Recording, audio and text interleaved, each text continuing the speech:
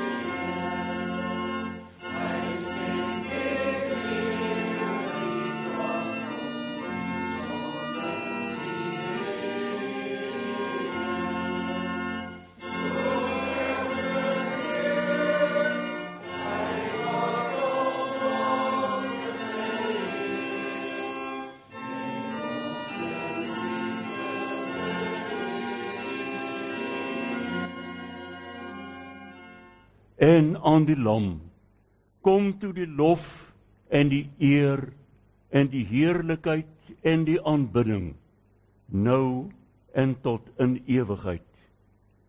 Gemeente, genade, barmhartigheid en vrede word u ryklik geskenk van God ons Vader, van Christus Jesus ons Here, deur die kragtige werk van die Heilige Gees. Amen.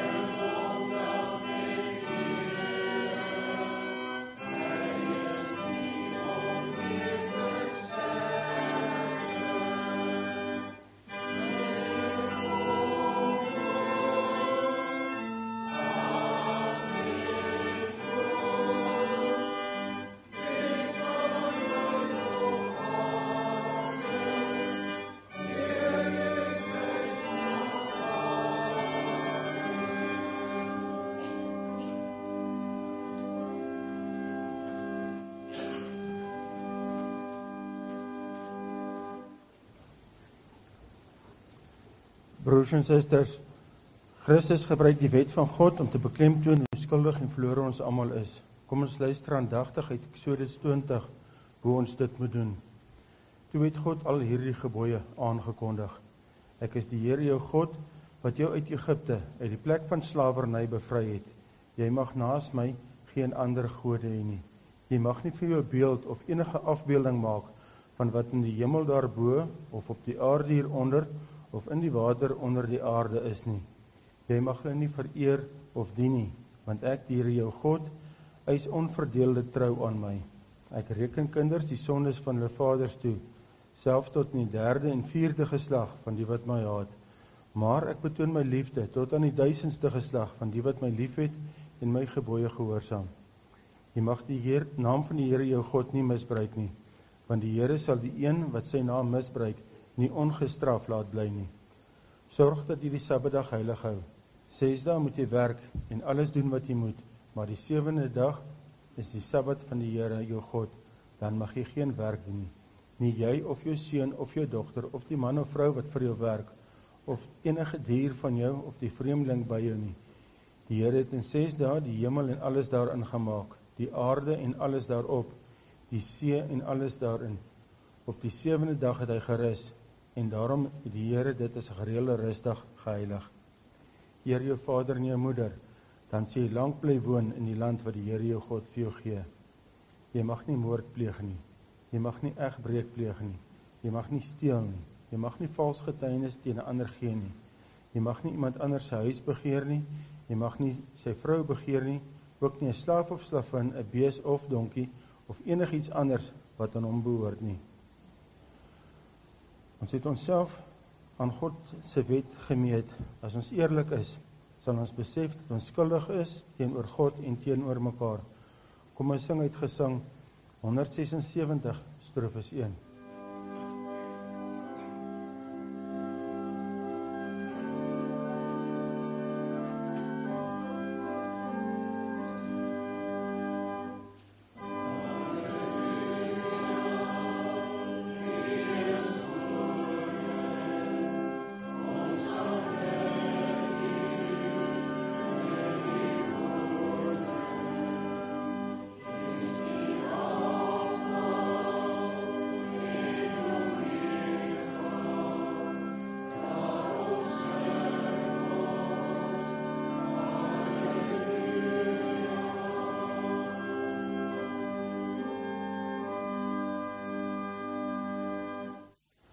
Broers en susters, God se wet verseker ons van sy genade. In Efesiërs 2 vers 8 staan daar, julle is inderdaad uit genade gered deur geloof. Hierdie redding kom nie uit julleself nie, dit is 'n ware gawe van God. Kom ons bely ons geloof soos volg.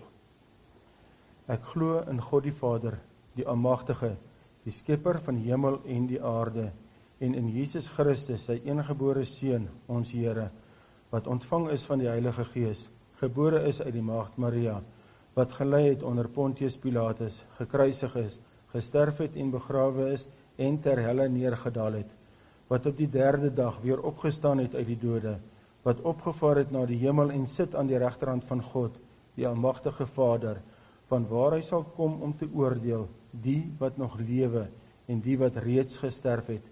Ek glo in die Heilige Gees, ek glo aan 'n heilige algemene Christelike kerk, die gemeenskap van die heiliges, die vergewing van sondes, die opstanding van die vlees en 'n ewige lewe.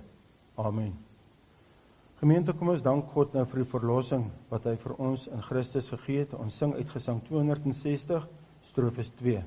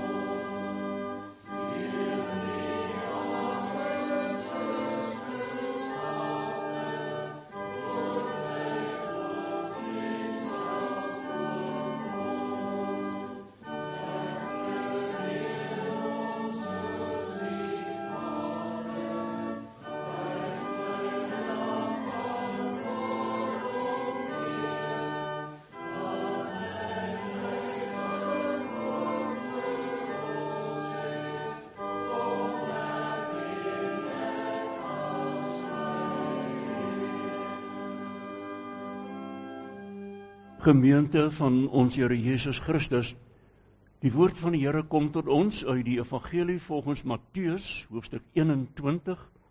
Ons gaan lees vanaf vers 1 tot 11.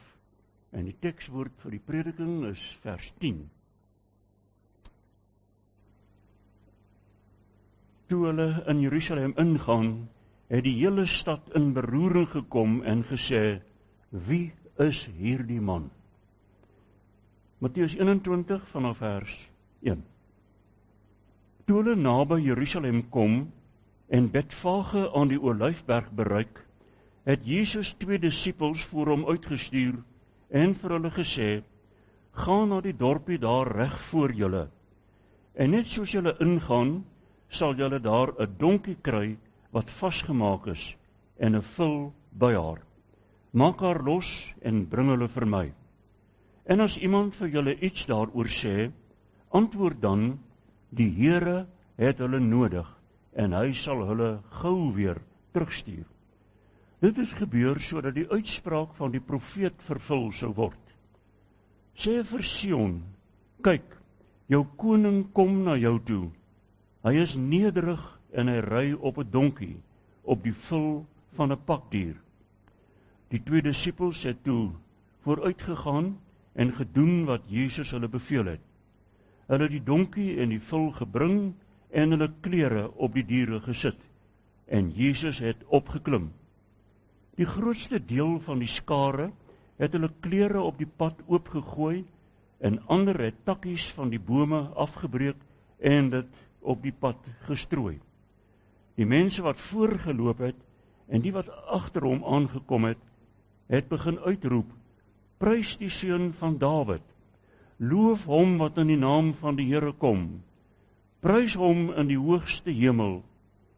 Toe Jesus in Jerusalem ingaan, het die hele stad in beroering gekom en gevra, wie is hierdie man? Die skare het geantwoord, dit is die profeet, Jesus van Nasaret in Galilea. Tot daar ons skriflesing. Voordat ons die prediking en die gesang hoor, kom ons bid saam.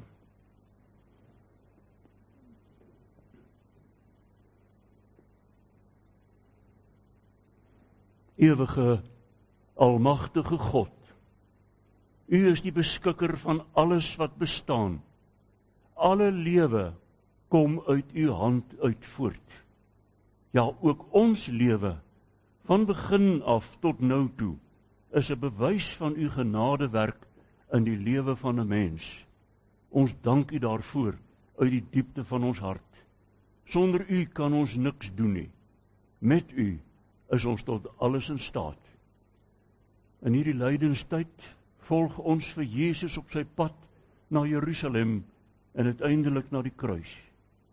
Here, gee vir ons in ons hart die ontvanklikheid om te besef wat dit hom gekos het om ons los te koop van die sonde en ons op die nuwe ewige weg te plaas. Ons bid vir U kerk op aarde, die koninkryk van God op aarde, waarvan hierdie gemeente 'n deel is. Ons dra elkeen wat hier in die kerk is, en ook hulle daar buite, op aan U sorg, aan U liefde en genade. En ons bid dat U sal voorsien in elke behoefte wat ons het, wat volgens U wil is. Seën elkeen, hou U hand van bewaring oor ons en ons dierbares. Dankie dat ons weet, ons sonde is versoen aan die kruis, toe Jesus gesê het, dit is volbring. Dat alles uitgewis is, en ons dit net deur die geloof kan aanvaar. Seën ons nou vanmôre rondom U woord. Laat die lieflikheid van U Gees nou wees oor prediker en hoorder, U naam ter ere. Amen. Kom ons sing weer ook met die oog op die bediening van die woord, lied 442. Lied 442, Gees van God wat in my woon, breek die woord vir my. Gees van God wat in my woon, kom en heilig my. Lied 442, die eerste strofe.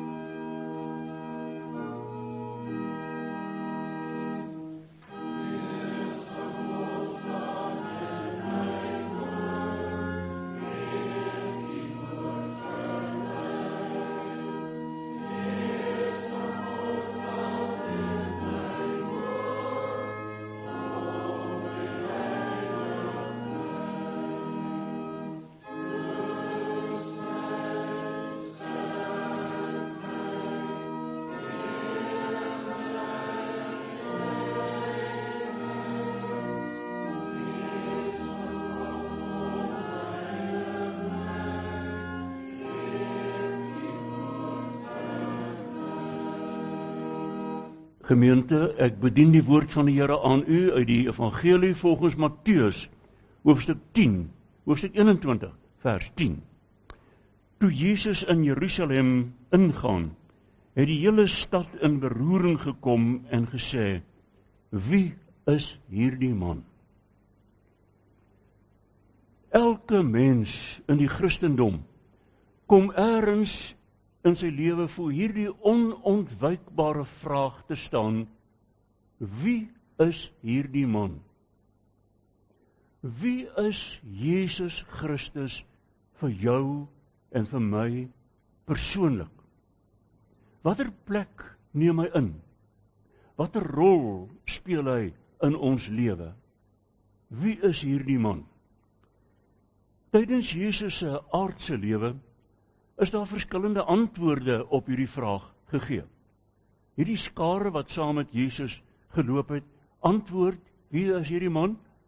Hy is Jesus van Nasaret, die profeet van Galilea. By 'n ander geleentheid het Jesus vir sy disippels gevra, wie sê die mense is ek? En dan antwoord hulle, sommige sê Elia, ander sê Johannes die Doper, nog ander sê van die groot profete wat opgestaan het. Dan vra Jesus, maar wie sê julle is ek? En dan antwoord Petrus, u is die Christus, die gesalfde, die Seun van die lewende God. God die Vader het aan Petrus hierdie openbaring gegee, dat Jesus nie maar net 'n profeet is nie, maar God self, in die persoon van 'n man van Nasaret. Petrus was die eerste persoon aan wie hierdie openbaring gegee is. Hier in vers 3 noem Jesus homself die Here. Hy sê vir sy disippels, gaan haal die donkie, en as hulle vra, wat maak julle? Dan sê julle, die Here het hom nodig. Hy kondig homself dus aan as die Messias wat sou kom. En teenoor hom moet elke Christen 'n houding inneem, 'n beslissing maak. En daardie beslissing gaan jou lewe beïnvloed, gaan jou lewenstyl en kwaliteit beheers, gaan uiteindelik jou ewige bestemming bepaal, waar jy die ewigheid gaan deurbring saam met God in sy ewige heerlikheid. So belangrik is hierdie vraag, wie is hierdie man? Matteus beskryf Jesus se intog in Jerusalem as die vervulling van 'n Ou Testamentiese profeet, Sagaria, hoofstuk 9 vers 9. Dit word ook hier aangehaal, dat wanneer hy kom, hy in die stad sal inry as 'n koning. Hy sal ry op 'n donkie. In die optrede van die skare daardie dag bevestig dat hulle Jesus as koning sien. Om jou klere op die diere te gooi en in die straat te gooi, om takkies af te breek en in die pad te strooi, om palmtakke te wuif, was die eerbetoon wat aan 'n koning gegee word wanneer hy amptelik 'n stad besoek. Hulle sing ook, prys die Seun van Dawid, loof hom wat in die naam van die Here kom, prys hom in die hoogste hemel. En hierdie liedere verkondig Jesus as die lang verwagte Messias wat nou gekom het. Hy word gehuldig as Seun van Dawid, as koning, as profeet, Here, en hy was al hierdie dinge. Maar Sagaria se profesie sê dat hy nie met militêre mag of met heersersmag sal kom nie, maar dat hy sag en innig sal wees. Dat sy heerskappy regverdig, reddend en seëvierend sal wees. Nie met mag en geweld nie, sê Sagaria, maar deur my gees, sê die Here. So kom Jesus in die wêreld in. En hy kom om koning te wees, nie oor 'n spesifieke volk in 'n spesifieke land vir 'n kort tydjie nie, maar wêreldwyd vir alle mense. Sy koninkryk strek oor die hele wêreld, oor alle tye, want sy koninkryk is in die harte van mense. 'n Aardse koning heers net oor 'n sekere land, oor 'n sekere volk vir 'n kort tydjie, maar Jesus se koningskap geld vir alle tye oor die hele wêreld. En daarvan was Jesus self baie bewus. En daarom sê hy dat sy voedsel is om die wil van sy Vader in die hemel te doen. Dit is dus 'n hemelse koninkryk wat op aarde kom deur Jesus die Here. Maar Jesus se intog in Jerusalem as prins van vrede het in die stad baie entoesiasme ontlok, maar ook van die owerpriester se kant af groot woede ontlok, want hulle sien hom as 'n bedreiging vir hulle posisie en hulle het reeds besluit om hom uit die weg uit te ruim. Die Romeinse owerheid van daardie dag sien Jesus se intog glad nie as 'n bedreiging vir die Romeinse bewind nie, en daarom laat hulle hom vrylik ingaan. Maar Jesus se intog en onder al die Hosanna uitroepe het daar tog ook by die skare 'n klein gedaanteverwisseling gekom, 'n klemverskuiwing. Die volk maak van sy intog 'n triomftog, asof dit 'n militêre heerser is wat nou in die stad inkom en die gehate Romeinse bewind gaan uitgooi. Hy sal die troon van Dawid bestyg, sê hulle. Hulle sien dit net as 'n aardse troon. Later het al die disippels vir Jesus gevra na sy opstanding, gaan u in hierdie tyd weer die koninkryk vir Israel oprig? Net vir hierdie klein volk, hierdie klein land. En hulle sien nie die wêreldwye sending waarmee Jesus gekom het nie. Mense van alle tye het probeer om op 'n opportunistiese manier vir Jesus te gebruik ten bate van hulle saak, ten bate van hulle eie kleinlike menslike ideale. Hulle wil hom voor hulle karretjie span en op grond daarvan sekere menslike doeleindes bereik. Daarom grens Jesus ook sy messiaskap af. Sy koninkryk is nie 'n wêreldse koninkryk nie. Dis nie gewelddadig nie. Dis 'n liefdeskoninkryk wat in die harte van mense leef, wat mense se harte verander om te wees soos Jesus, sagsinnig, liefdevol, vergewensgesind, nie geweld nie, maar deur my gees, sê die Here. Jesus se koninkryk is geen politieke bestel nie. Dit is nie 'n aardse koninkryk nie. Hy ry nie Jerusalem binne as 'n militêre heerser wat kom oorneem nie. Dit is 'n liefdesgemeenskap. Hy nooi mense uit. Kom na my toe, almal wat vermoeid en belas is, en ek sal julle rus gee, want my juk is sag, my las is lig. Ten spyte van al die hoogwaardigheidsuitroepe wat die skare vir Jesus toegee, sien Jesus homself as een wat op die donkie ry, 'n nederige diensknegt van God. En Jesus vra geloof daarin dat sy koningskap nie 'n magsspel is waarin mense ingedwing word in die koninkryk met geweld of met ander sake nie. Soos vir Jerusalem vra Jesus vir elke mens, wat wil julle vir my hê? Wil julle my aanvaar of nie? Vir die mense van Jerusalem het hy gesê, hoe dikwels wou ek julle bymekaar maak, soos 'n hen haar kuikens onder haar vlerke bymekaar maak, maar julle wou nie. Nie lank nadat die skare vir Jesus triomfantelik ingelei het in Jerusalem nie, skree hierdie selfde skare, kruisig hom, weg met hom. So veranderlik is mense, so kan 'n mens word as die duiwel van jou besit geneem het. Wie is hierdie man? U sien, as Jesus nie aan mense se kleinlike verwagtinkies voldoen nie, dan kan jy hom eweseer, ewe gemaklik verwerp. Daarom stel Jesus dit altyd voor dat hy 'n keuse van ons vra. Dat hy jou vra om die nederige, sagmoedige te volg. Ons moet leefstyl wees soos syne is.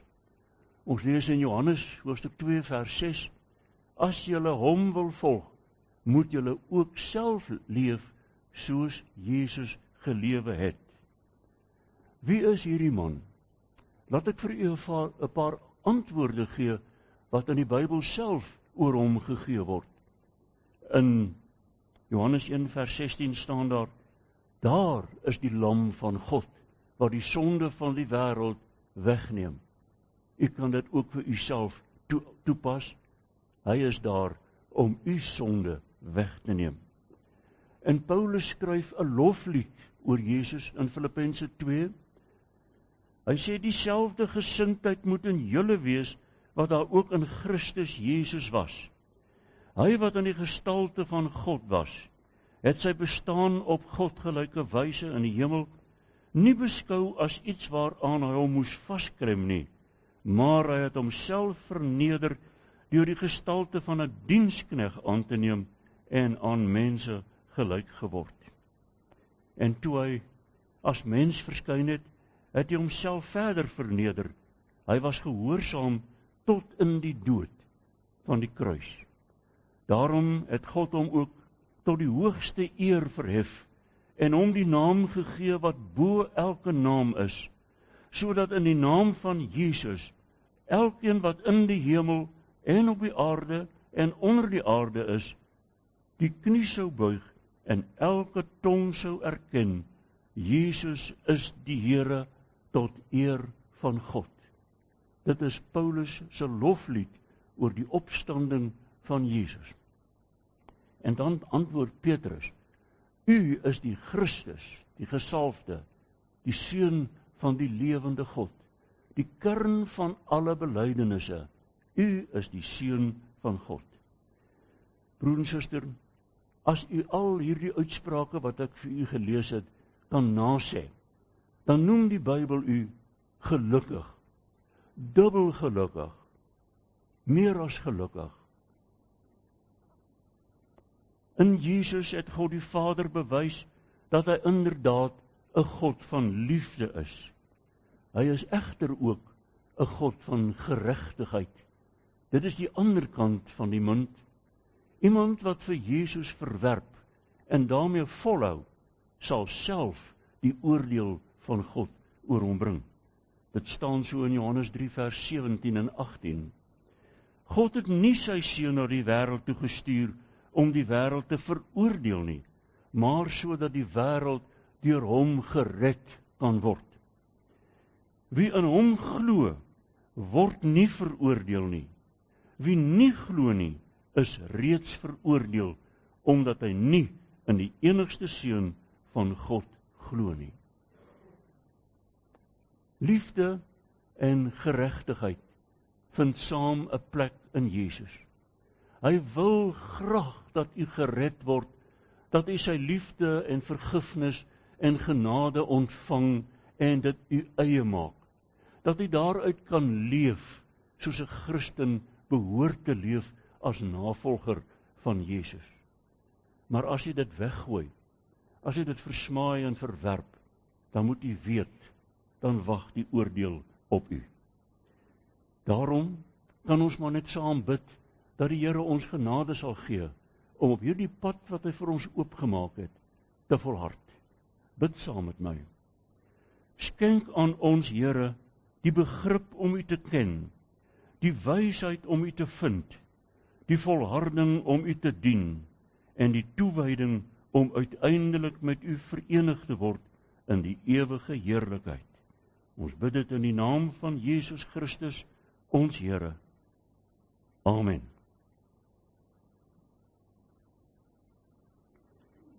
Ons slotsang is gesang 396, die 3de en die 4de strofe.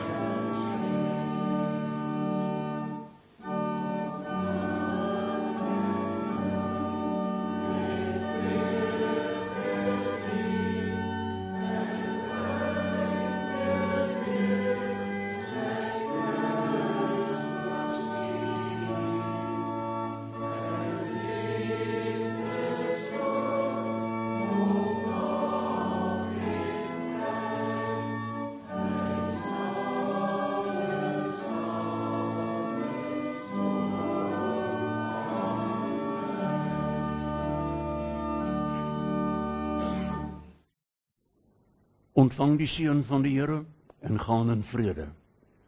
Die genade van ons Here Jesus Christus en die liefde van God ons Vader en die gemeenskap van die Heilige Gees bly met u almal. Amen.